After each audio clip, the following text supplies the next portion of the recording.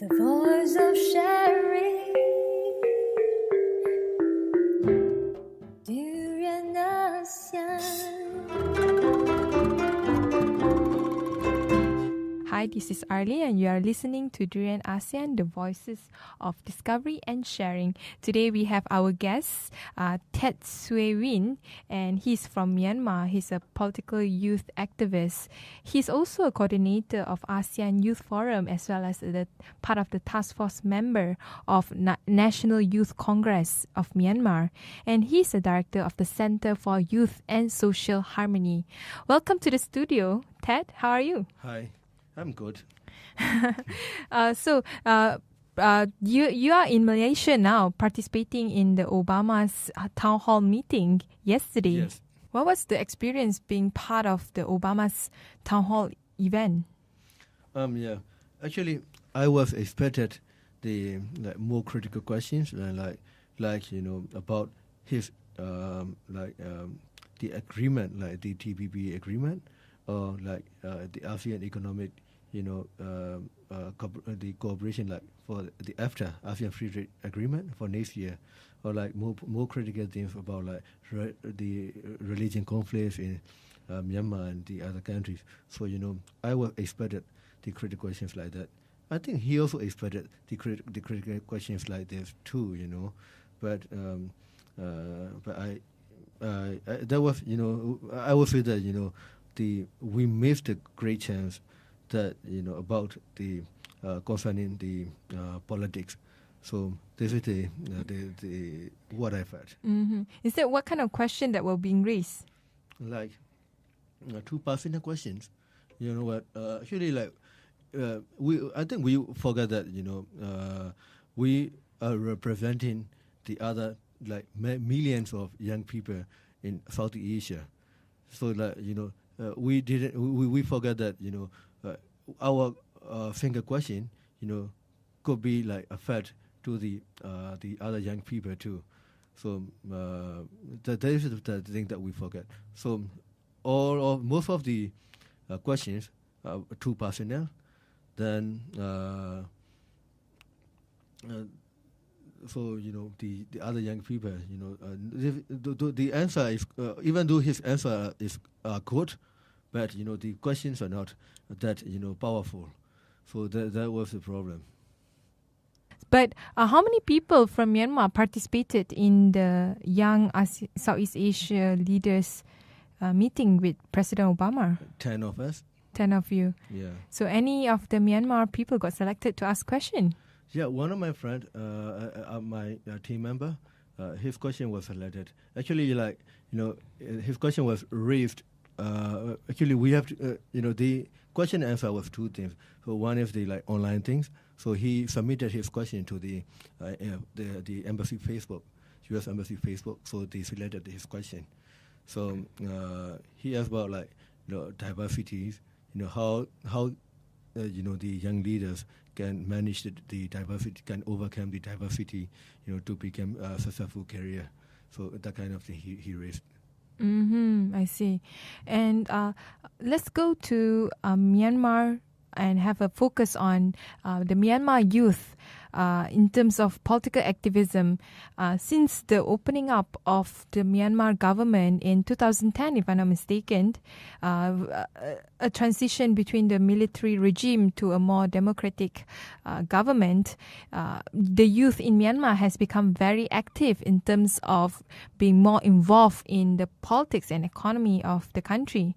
So far as in now, and you are also being part of the National Youth Congress, which is a political youth force in Myanmar. Seeing it in this way, do you think the youth political activism in Myanmar has reached to a standard where they are truly free to voice out their concern? I would say for the young political activists, we got a lot of free spaces to do the to mobilize the people. There was I would say that is a change in. But there is some restrictions still there. So we still need to fight, those type of restrictions, that the arresting of the young activists, for the demonstration things, we have to apply for the demonstration. If not, they will come and arrest it. But after we fought, to abolish this demonstration, law. So now the government, suspended. So we don't need to apply for the demonstration. You don't need to apply at all? Yeah, but later on, that the government will just come and check the kind of thing. We still have we still have the military intelligence that kind of spying all the the political activists. I see. I think a lot of countries have their own intelligence spying on its people. And it's not something new to us. In terms of the political movement of the younger generation in Myanmar, when did it started? I think I'm referring to the recent political movement. It started in after 2010, I would say. Many young people, who are eager to work for the country, to change the country.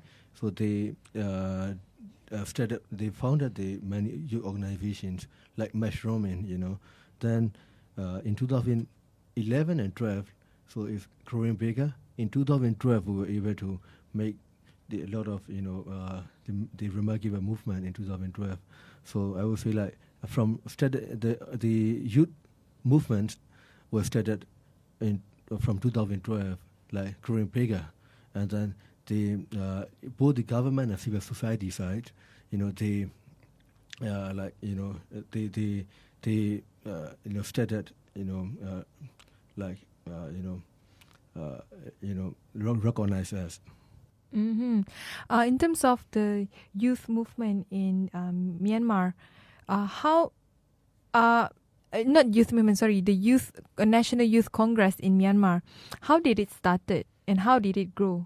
Yeah, so the National Youth Congress was founded in 2012 December, after the Myanmar's first ever Youth Forum, Myanmar Youth Forum 2012. So for the Myanmar Youth Forum, our design is that we did many local state and division youth forum in every state and division. So we have 14 state and division. So in each and every major city of those state and division, we did the youth forums there. We invited the young youth organization from those areas to attend the forum. Then, at that state and division youth forums, they discuss their own problems there.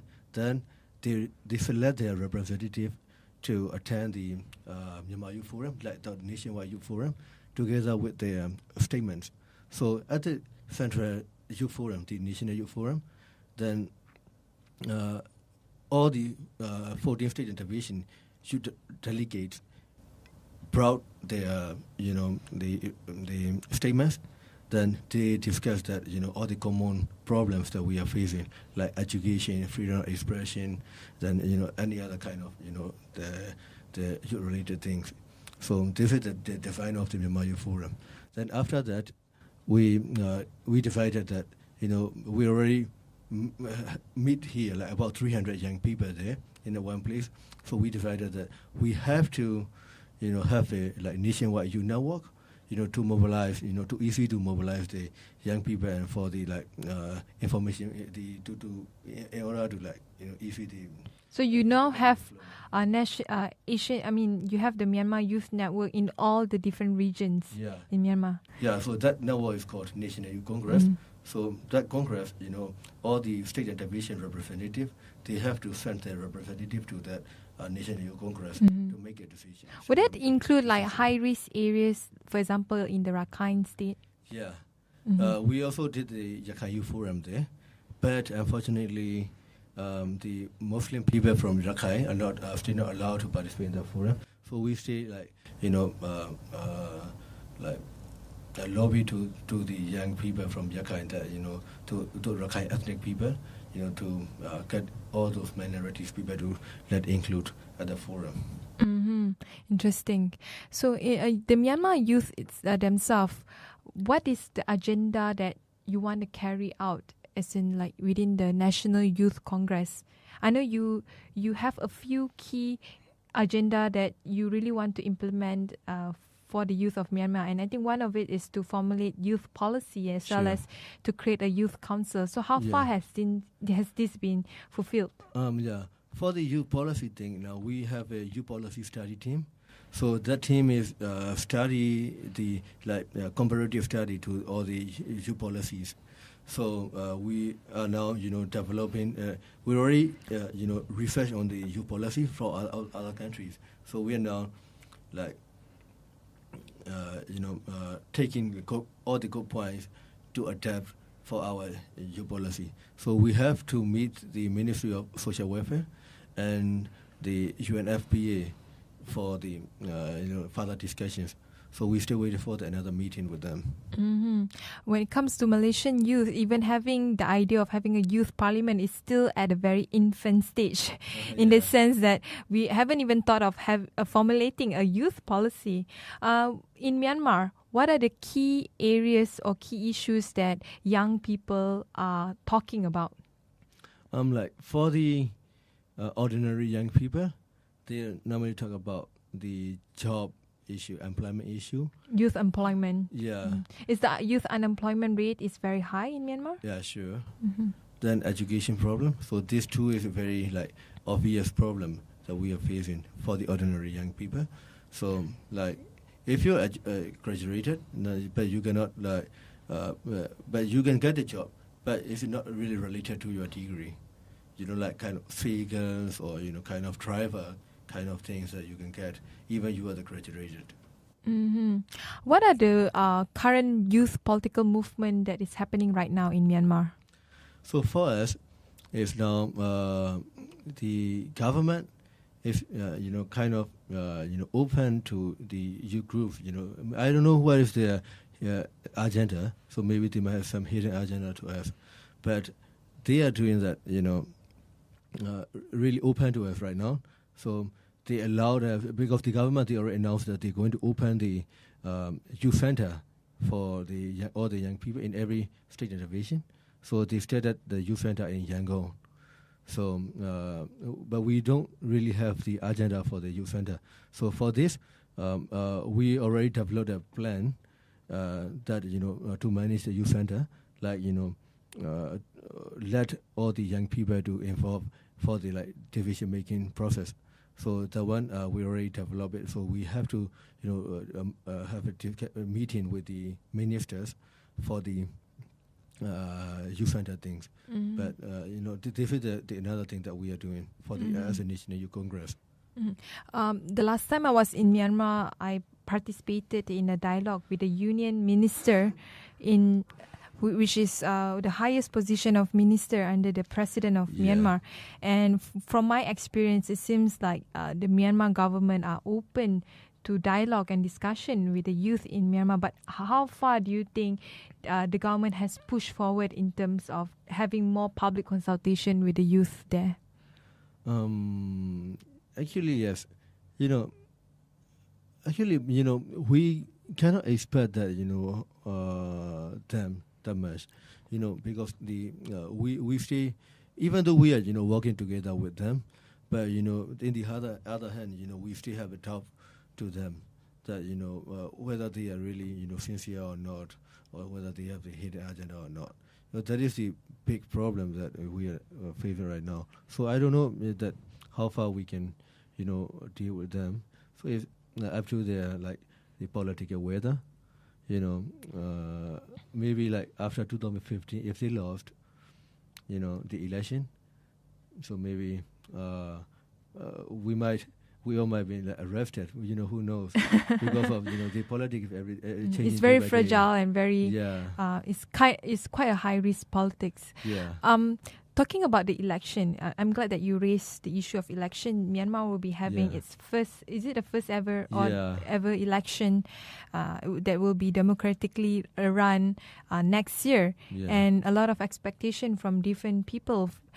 And when it comes to the election,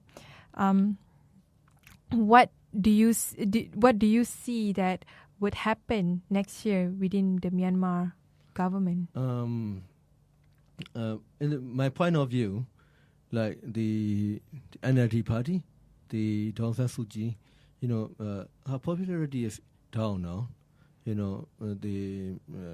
Some people, like some activists, so they not really that supportive to her now. So maybe because of the religious issues and because of some other internal issues that we had in past years. So maybe the government, so they can take advantage of it. But I think my opinion is that the NLD party, they might make the coalition with the current the government party UFDP. I see. Interesting development in the NLD. But first of all, when you say the Aung San Suu Kyi party is not popular, or even herself, her own image has not been as popular as before this, why is this happening? The major thing is about the Muslim conflict, like the religious conflict. So she didn't say anything about that thing that we call it Bengali, the Bengali Rohingya people. So she didn't say anything about that. So most of the Rakhine people, they don't like her right now. So but what about the whole of Myanmar? Do they still see her as the beacon or savior for Myanmar people towards democracy? Yeah, sure. We I believe that at the election when we already vote for her because of she's the only one who can change the country. We all believe that, but the in the other hand, like there are some people who don't like her. But just her popularity is down. But this is still at the acceptable level. So maybe we can vote for her then. In your opinion, why she's keeping quiet on the issues of Rohingya? It's too controversial,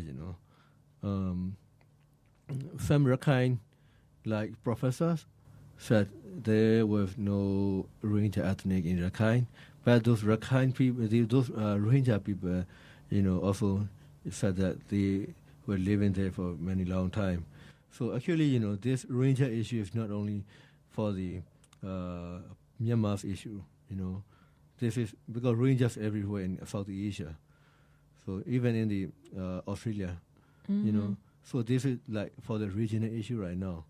If we cannot solve those problems, so they will be getting bigger, and the more tension for that will be the threat for the ASEAN, all the ASEAN countries. So we should not let only the Myanmar government to do that. All the other ASEAN countries, they also should find the solution and talk to the Myanmar government that that way you should do and that way you should do. Or they also should support the Myanmar government to do. This is really an important thing, and also too complicated thing. So I think the Myanmar government, not capable to do that. You are part of the ASEAN Youth Forum, and one of the key areas in the ASEAN Youth Forum is to promote freedom of religion. Yeah. I'm wondering, is the issue of Rohingya will be one of the key issue that you would bring forward during the ASEAN Interfaith Meeting or the ASEAN Summit? Yeah. You mean when we raise the ASEAN, the Rohingya at the issue? highest level in ASEAN? There is a depends of depends on the 20 delegates that who are attending the interfaith meeting. So actually, this is not my task. So if the team decided to raise that issue to them, so it's all their decision. So. This is also a good thing that. But in your opinion, do you think the Rohingya issue should be one of the main issues that to be raised in the ASEAN level? For the whole ASEAN, I would say yes, because this is the issue that we must face. We cannot run away from that issue. We really have to debate. This is that kind of bitter truth. So now let's move to the politics of Myanmar. We are talking about the constitution of Myanmar. There were discussion during the meeting with the union minister when I was part of the youth delegates last month. And one of the key discussion was, should Myanmar draft a new constitution to reflect the people of the current people of Myanmar, because the last constitution was drafted in 2008 during the military regime. In your opinion, do you think this is possible, that to amend a new constitution? That is really, I would say that is really difficult, because the constitution amending things are already stated in the constitution, so it should be like 75% plus one, like more than 75% of the parliament have to support this. So only then we can change it. So the 25% of the rest 25% are from military. So really difficult to change it. That's why most of the young people right now in Burma, they are striking against to the constitution to change. When you say 25% of the military are still part of the member of parliament, in the representatives in the parliament, why they are still there? Because of the constitution, I would say. Is it part of the constitution to have the military regime to be in the parliament? Yeah, kind of like we got an Indonesian democracy, like Indonesia also the similarity like that. So Myanmar is transiting towards democracy, and I witnessed a huge change especially in terms of the physical landscape of Yangon, from a quiet city to a very bustling city with full of cars and traffic jams. I'm just wondering, like, is this the future of Myanmar that young people of Myanmar are looking forward? Actually, I would say no. Like for the Myanmar, for the Yangon especially, we just want to keep the old Yangon like this, because we have a lot of heritage, the colonial heritages. So we just want to keep the old Yangon as like this. And so if they want to do the new Yangon at the outside of Yangon, so it should be like this, But the development things, or what kind of development we want, that is really the important issue for us, because Myanmar is quite naive, very wide place. So this is that everything can be happen in Burma, everything can be happen. So this is the time that we can shape for our future. Do we want the concrete jungle, or do we want environment friendly city, or do we want to be our country only the people with the humanity, kind of we will not be rich at all. We will not be rich in the near future. But we can change our mindset as a very helpful people, very friendly people in the world. So maybe this is the best way that that Myanmar should be. But by point of view, I don't want Myanmar, the Yangon, to be like a concrete jungle like the other countries. I mean, a lot of countries in Southeast Asia, especially countries like Malaysia, to some extent Indonesia and all that, and even Philippines, where the development has not really catch up with the reality of the society, and that's where they have huge traffic jams, many cars on the road, but very poor public transportation, very poor infrastructure, public infrastructure and all that. So I guess these are the things that maybe Myanmar can look to its neighbor and learn from it. Sure. Yeah. And the next thing I would like to highlight is about young people in Myanmar. What do they see their future? Do they see as being part of ASEAN, or do they still see themselves as a Myanmar, as a Burmese people? Obviously, not only in Myanmar, as far as I know, Cambodia and Thailand, only some activists and some people who work in NGO only think that are concerned about the ASEAN issue. So most of the ordinary people, they don't really think about the ASEAN. They don't really care about ASEAN. Even when ASEAN is, when Myanmar is one of the is the organizer or the one hosting the ASEAN summit this year. The idea of ASEAN is still not penetrating the minds of Myanmar. Sure. Because the government, they didn't promote about ASEAN in our country, so they fail to promote it. That is the problem. Yeah. I think similar problems is happening in Malaysia. So I don't think any of probably most of Malaysian youth are quite oblivious on ASEAN Yeah. or what it does in a way. Yeah. You have been in Malaysia for a few days. Yeah. What is your impression of Malaysian youth? Actually, I was stuck in the workshop for the day, so I haven't met. I only met only one Malaysian guy. So I don't really know how to feel because I haven't met. I haven't got a chance to talk with the Malaysian people. Mm-hmm. I only got one Malaysian girl in my team, and then only the one Malaysian guy from my another group. So only these two people, two Malaysian youth I met. That's fine. Yeah. But just to wrap things up, let's talk about the future of Burmese youth.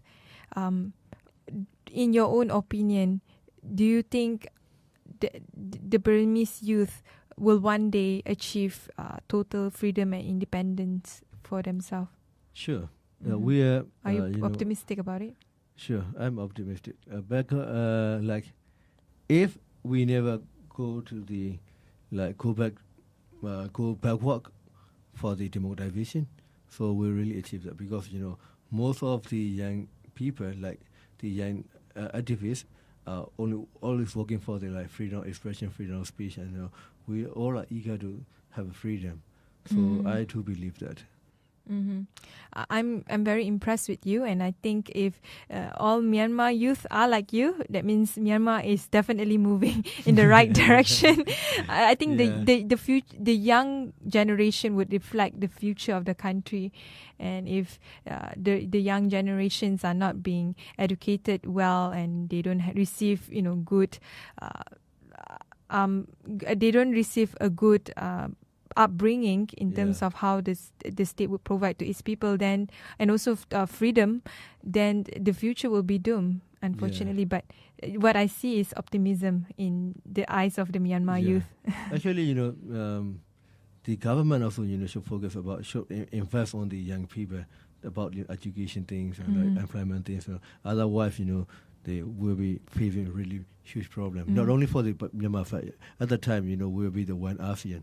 So all the ASEAN will be facing the same problem. Yeah, that's true. I think the issues of youth unemployment and also the lack of good quality education is a shared problems even in countries like Malaysia as well. Yeah. So we should work together within ASEAN among young people. Yeah. Anyway, nice talking to you, and thanks for coming to our studio. Yeah, thanks for making an interview with me. That's a really great chance for me to talk about my opinion to the Malaysian people. Okay, thank you. Thank you.